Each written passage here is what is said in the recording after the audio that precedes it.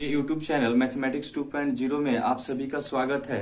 जैसा कि दोस्तों आप लोगों को पता है कि सैटरडे संडे 2 दिन मैंने कंपटीशन से रिलेटेड और कंपटीशन से जुड़े चीजों के बारे में विश्लेषण करने के लिए मैंने बताया था और कुछ दोस्तों के द्वारा यह भी बताया गया और कुछ बच्चों के द्वारा यह भी मैसेज मिला कि सर जैन धर्म के बारे में कुछ बताया जाए। तो मैंने जैन धर्म के बारे में बताने से पहले मैंने सोचा कुछ आपको हम हिस्ट्री के बारे में बता देते हैं, कुछ इतिहास के बारे में हम जानकारी ले लेते हैं, उसके बाद हम जैन धर्म के बारे में विश्लेषण करेंगे। और मैं आप लोग से एक बात मैं बता दूं कि करंट अफेयर्स का वीडियो अपलोड कर दिया गया है। आप ज्यादा से ज्यादा लोगों के बीच में उसे शेयर करें और देखिए, और प्लीज हमारे चैनल को सब्सक्राइब कीजिए और दोस्तों के बीच में शेयर कीजिए और वीडियो को लाइक जरूर कीजिए। साथ में कमेंट करके बताइए कि आपको वीडियो कैसा लगा और किसी भी प्रकार का कोई अगर डाउट है, चाहे आपको मैथ से रिलेटेड कोई डाउट है, रीजनिंग से रिलेटेड कोई डाउट है, तो आप हमारे व्हाट्सएप नंबर पे मैसेज करके आप हमसे पूछ सकते हैं, आप अपना डाउट क्लियर कर सकते हैं। तो चलिए दोस्तों, हम अब हिस्ट्री के बारे में जानकारी लेते हैं। तो सबसे पहले हिस्ट्री के बारे में मैं आपको बता दूं कि जब से यह हमारा सृष्टि का निर्माण हुआ, यानी जब से ब्रह्मांड जब हुआ तब से लेकर आज तक के बारे में जो हमें विशेष प्रकार से जो भी जानकारी दी जाती है सब इतिहास कहलाते हैं। जैसे कि कुछ बीते हुए समयों में, कुछ पास्ट टाइम की अगर बात करें से लेकर और अभी तक वर्तमान समय तक जो भी घटनाएं जो घटित होती हैं, जो हमें लिखित तौर पे मिलती हैं, वह सब के सब इतिहास कहलाती हैं। अगर हम परिभाषा की बात करें तो यहाँ पे इसका डिफिनेशन दिया गया है कि जब से सृष्टि की उत्पत्ति हुई तब से लेकर वर्तमान समय तक के मानव सभ्यता इस संकलन को हम इतिहास कहते हैं। दोस्तों, मैं आपको इसको विश्लेषण करने से पहले मैं एक बार फिर से आप लोग को बता दूं, मैं यह दोबारा वीडियो शूट कर रहा हूं क्योंकि सुबह में बहुत तेज हवा चल रही थी तो मैंने वीडियो शूट कर दिया था, लेकिन बाद में जब मैंने देखा तो उसमें हवा की आवाज बहुत तेज थी वीडियो में, इसीलिए मैंने उसे काट दिया और मैंने उसे छोड़ दिया। मैं दोबारा वीडियो शूट कर रहा हूं, मैं आप लोग के लिए मेहनत कर रहा हूं, तो आप लोग भी हमारे लिए मेहनत कीजिए, ज्यादा से ज्यादा लोगों के बीच में शेयर कीजिए तथा इसे सब्सक्राइब कीजिए और दोस्तों के बीच में जरूर उन्हें प्रेरित कीजिए कि आप आगे इसको फॉरवर्ड करें। चलिए दोस्तों, जैसे कि हिस्ट्री के बारे में मैंने आप लोग को बताया, तो यहाँ तक की बात मैं आप लोग को बता दूं कि इतिहास में मतलब यह हमने पढ़ा कि सृष्टि की उत्पत्ति हुई तब से लेकर वर्तमान समय तक का, यानी हम पास्ट टाइम की बात कर रहे हैं, यानी पास्ट से लेकर प्रेजेंट समय तक का जो भी घटनाओं का और जो भी इवेंट्स हुए उन सभी का जो भी लिखित प्रमाण जो हमें मिला वह सब इतिहास कहलाया और उस सब इतिहास के बारे में हमने उसके पढ़ा। साथ ही साथ कुछ इसके कालखंड होते हैं। जब हम कालखंडों के बारे में बताएंगे तो 3 कालखंड, उस 3 कालखंडों में पहला जो कालखंड था जिसमें हमें कुछ भी लिखित नहीं मिला था, यानी इतिहास में कुछ भी लिखित नहीं मिला था। दूसरा जो कालखंड था उसमें कुछ लिखित मिला था, कुछ लिखित घटनाएं मिली थी लेकिन उसे पढ़ा ना जा सका था। लेकिन जो तीसरी जो कालखंड थी जिसमें लिखित घटनाएं मिली और जिसे हम बहुत ही अच्छी तरीकों से यानी सुगम्य ढंग से उसको हम पढ़ पाए, समझ पाए, तो इसके बारे में इसी वीडियो में चर्चा किया जाएगा। खैर, हमने इतिहास के परिभाषा के बारे में जाना, इतिहास के बारे में जाना कि इतिहास क्या है, यानी बीते हुए समयों में, बीते हुए कालखंडों में जो भी घटनाएं घटित होती हैं जिनके बारे में हम अध्ययन करते हैं वह इतिहास कहलाता है।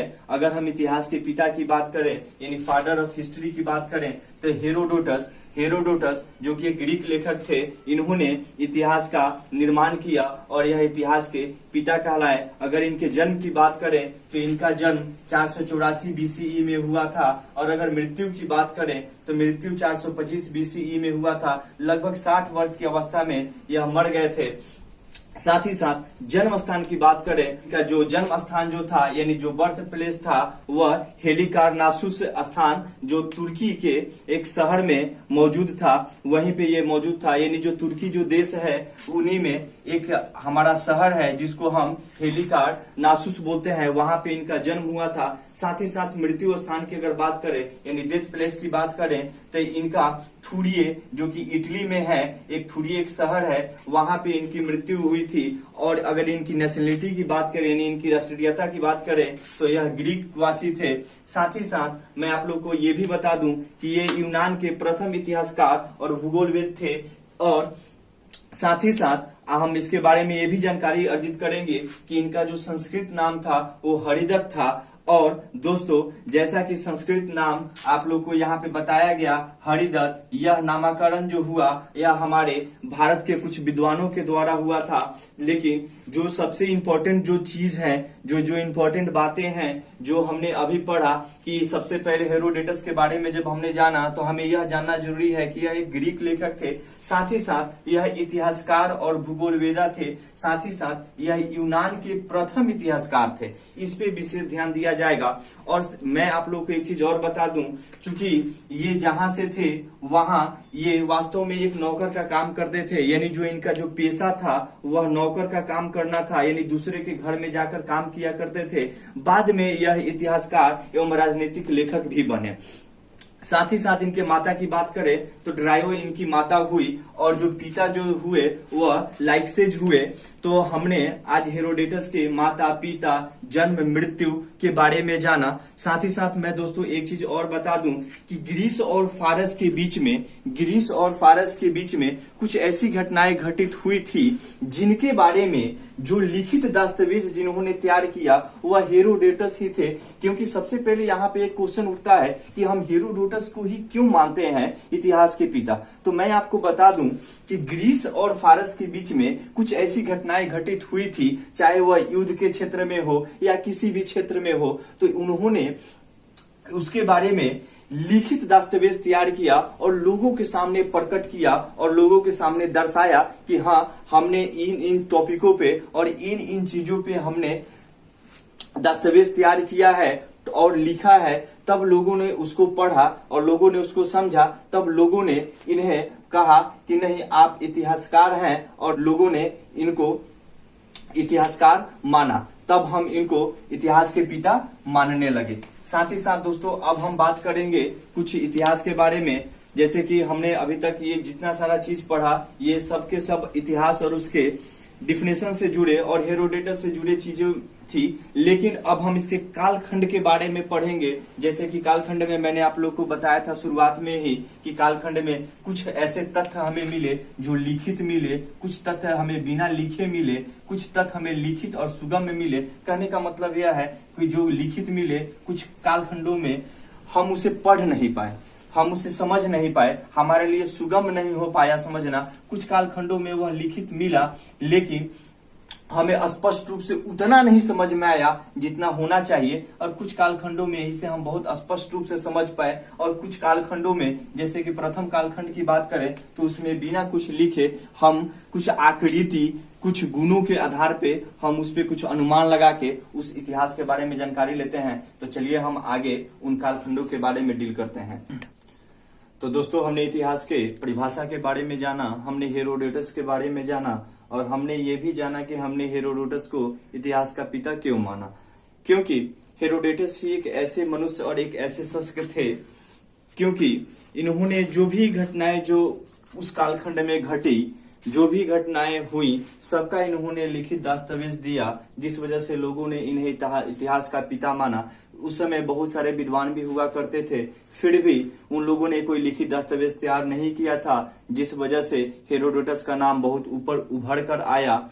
साथ ही साथ हमने उसमें एक मुख्य टॉपिक की बात की थी कि हेरोडोटस जो थे वह एक नौकर का काम करते थे, दूसरे के घर जाकर काम किया करते थे, फिर भी उन्होंने इतना अपना नाम कमाया, इतना अपना नाम बनाया मेहनत से कि लोग उन्हें इतिहास के पिता के नाम से जाने। खैर अब हम कालखंडों के बारे में बात करेंगे तो इतिहास को अपने सुविधा के हिसाब से और इजली ढंग से पढ़ने के लिए 3 कालखंडों में क्या किया गया है, बांट दिया गया है।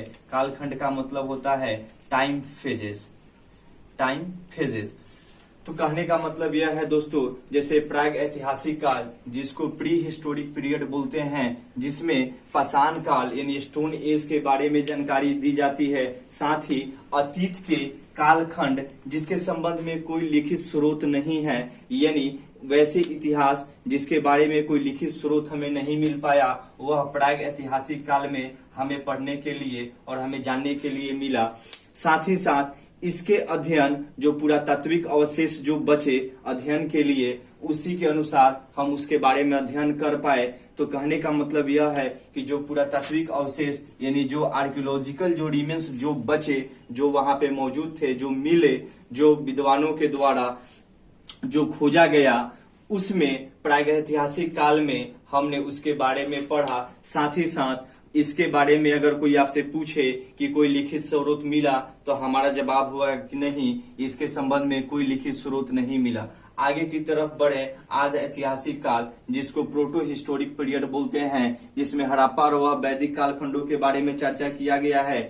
इस इतिहास में और इस कालखंड में लिखित इतिहास तो है, पर इसे पढ़ पाना मुमकिन नहीं हो पाया, क्योंकि जो इसमें जो भाषाएं जो थी विद्वानों के द्वारा या वहां पे मौजूद उस समय के मौजूद जितने सारे जो विद्वान थे उनके द्वारा पढ़ पाना बड़ा मुश्किल था। इसलिए इस कालखंड को भी हम प्री हिस्टोरिक पीरियड में ही रखे। खैर, हम आगे की तरफ फिर चर्चा करेंगे तो हम ऐतिहासिक काल के बारे में जानेंगे, और यही ऐतिहासिक काल एक सुगम काल हुआ। इस कालखंड में हमें लिखित स्रोत भी मिले और इस कालखंड को हम बहुत ही सुगम तरीकों से पढ़ भी लिए। साथ ही साथ इसमें कुछ आंदोलन, कुछ धार्मिक आंदोलन के बारे में, जैसे जैन धर्म, बौद्ध धर्म के बारे में भी बताया गया। तो आपने जाना प्रागैतिहासिक काल, आदि ऐतिहासिक काल और ऐतिहासिक काल में। अब हम आगे बढ़ेंगे अपने भारतीय इतिहास के बारे में। यह तो हमारा कालखंड था, इतिहास का कालखंड था। दोस्तों, आज का वीडियो थोड़ा बड़ा होगा, थोड़ा लंबा होगा, लेकिन कोई बात नहीं है। आपको वीडियो को स्किप नहीं करना है। आप वीडियो को शुरू से लेकर अंत तक देखें। आपको बहुत अच्छी अच्छी जानकारी दी जा रही है। ऐसा मेरा मानना है कि जिस हिसाब से आपको इसमें बताया गया है शुरू से लेकर, उस हिसाब से अगर आप इसको शुरू से लेकर अंत तक देखें तो इतिहास और हेरोडोटस और साथ में जो प्री हिस्टोरिक पीरियड हुए और जो प्रोटो हिस्टोरिक पीरियड हुए, साथ में हिस्टोरिक पीरियड हुए, इससे रिलेटेड जो भी आपके पास क्वेश्चन होंगे वह सारे डाउट आपके क्लियर हो जाएंगे। जैसा कि दोस्तों हमने 3 कालखंडों के बारे में पढ़ा, अब हम थोड़ा अपने भारत देश यानी हमारा भारत यानी आवर इंडिया, इसके बारे में पढ़ेंगे। तो जैसे कि दोस्तों मैं बता दूं कि समय ने बहुत ही समृद्ध और उन्नत सभ्यताओं को बहुत ही जल्दी और बहुत ही आसानी से उनको नष्ट कर दिया। लेकिन प्राचीनतम सभ्यताओं में से भी, जो बहुत प्राचीनतम जो सभ्यताएं हैं, उनमें से भी हमारा भारत यानी हमारा देश, जिसका गुण आज भी पूरे विश्व में सभी लोग गा रहे हैं, और इस बात को साबित भी हमारा देश कर रहा है कि पूर्व में भी हमारा भारत देश विश्व गुरु रहा है। और साथ ही साथ दोस्तों मैं आप लोग को ये भी बता दूं कि जैसे कि आज भी भारत अपनी सभ्यता और संस्कृति की मशाल को पकड़ता और प्रज्वलित करते आ रहा है और विश्व को अपना प्रकाश दिखा रहा है, और इसी वजह से यह भी साबित कर रहा है कि वास्तव में भारत सदियों से पूर्व विश्व गुरु भी रहा। दोस्तों, जैसे कि हमने इस सभ्यताओं के बारे में जाना और अब हम इसके नामकरण के बारे में जानेंगे। तो सबसे पहले मैं आप लोग को बता दूं कि हमारा देश भारत का नामकरण ऋग्वैदिक काल के प्रतापी राजा, यानी जो हमारा जो देश जिसका नाम भारत पड़ा, उसका नामकरण ऋग्वैदिक काल के एक प्रतापी राजा जिनका नाम भरत था, उन्हीं के नाम पर हुआ था। तो मैं आप लोग को यह याद करने वाली बात है कि जो ऋग्वैदिक काल के जो प्रतापी राजा जो भरत थे, उन्हीं के नाम पे हमारे देश भारत का नाम पड़ा। साथ ही साथ और भी कुछ नामकरण हुआ, जैसे पूर्व में आर्यों की भूमि होने के कारण आर्यवर्त भी अपने भारत को कहा जाता था। साथ ही साथ बौद्ध धर्म ग्रंथों में भी भारत को जम्बू द्वीप के नाम से पुकारा गया और यूनानियों ने इसे इंडिया कहा। मध्यकालीन मुस्लिम इतिहासकारों ने इसे हिंद अथवा हिंदुस्तान कहा। दोस्तों, मैं आप लोग को एक चीज और बता दूं, हिंदुस्तान होने का एक और भी सबसे बड़ा कारण था, क्योंकि जो सिंधु जो नदी थी यानी जो इंडस नदी थी, इसके कारण भी इसका नाम हिंदुस्तान पड़ा। और जो सबसे महत्वपूर्ण जो टॉपिक है हमारे महाकाव्य तथा पुराणों में, इस भारतवर्ष तथा भारत का देश भी कहा गया। यानी हमारा जो महाकाव्य जो है और जो जितने सारे जो पुराणों में जो इसकी चर्चा की गई, उसमें अपने भारत देश को भारतवर्ष अथवा भारत का देश कहा गया। और जैसे कि मैंने अभी हिंदुस्तान के बारे में बताया था, तो इस टॉपिक के बारे में भी क्लियर हो चुका था कि सिंधु नदी के कारण भी इसका नाम हिंदुस्तान पड़ा। दोस्तों अब हम भारत के इतिहास के बारे में जो तीन इसके जो और इसके भी जो तीन कालखंड हैं उसके बारे में हम चर्चा करने वाले हैं। चलिए आगे देखते हैं। तो दोस्तों अब हम थोड़ा सा अपने भारत के चौहद्दी के बारे में जानेंगे। तो भारत के चौहद्दी के बारे में जैसे कि मैं आप लोगों को बता दूं कि दोस्तों भारत के उत्तर में हिमालय की पर्वत श्रृंखलाएं हैं, साथ ही साथ भारत के पूर्व में बंगाल की खाड़ी है, पश्चिम में अरब सागर है और दक्षिण में हिंद महासागर है। मैं आप लोग को एक बार फिर से रिवीजन करवा देता हूं कि चौहद्दी के बारे में भी बहुत सारे क्वेश्चन पूछे जाते हैं कि अपने भारत की चौहद्दी के बारे में बताया जाए।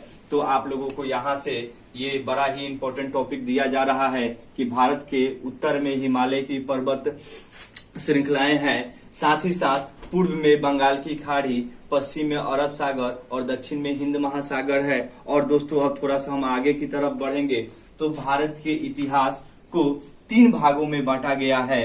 जैसे कि हमने उस समय तीन कालखंडों के बारे में बात किया था, हमने इतिहास के तीन कालखंडों के बारे में बात किया था।